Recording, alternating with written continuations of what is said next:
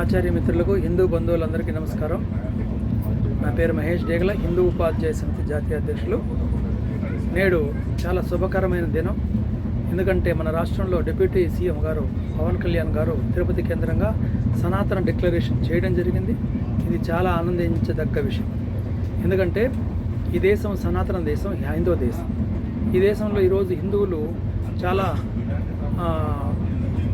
వ్యకులత అంటే బాధపడేటువంటి పరిస్థితులు ఉన్నాయి. అటువంటి పరిస్థితుల్లో ఒక నాయకుడిగా వచ్చి సనాతన డిక్లరేషన్ తిరుపతి నుంచి ఇవ్వడం అనేది చాలా ఆనందకరం. హిందూ ఉపాధ్యాయ సమితి తరపున కూడా మేము స్వాగతిస్తున్నాం. అంటే విద్యా వ్యవస్థలో కూడా ఎన్నో లోపాలు, హిందూ వ్యతిరేకమైనటువంటి పనులు ఉన్నాయి. అవన్నీ కూడా చక్కబెట్టాలని నేను కోరుతున్నాను. ఇంకా ముఖ్యమైన విషయం ఏమంటే, నేను డిగ్రీ అంటే 1991 ఆ ప్రాంతం నుంచి ఈ సనాతన ధర్మం కోసం ఎంతో పోరాడుతున్నాను. ఆనాడు ఎడారిలో ఓయాసిస్లాగా హిందూ ధర్మ పరిరక్షణ సంబంధించిన విషయాలు ఉండేటివి. కానీ ఈరోజు గౌరవనీయులు పవన్ కళ్యాణ్ యొక్క వేడిగా జరిగిన కారణం చేత ఈరోజు ఆంధ్ర రాష్ట్రం అంతా సనాతనము వెల్లువరిస్తుంది. ఇటువంటి రోజు కోసమే నేను కళ్ళకు కాయలు కాచినట్లు వేచి చూశాను.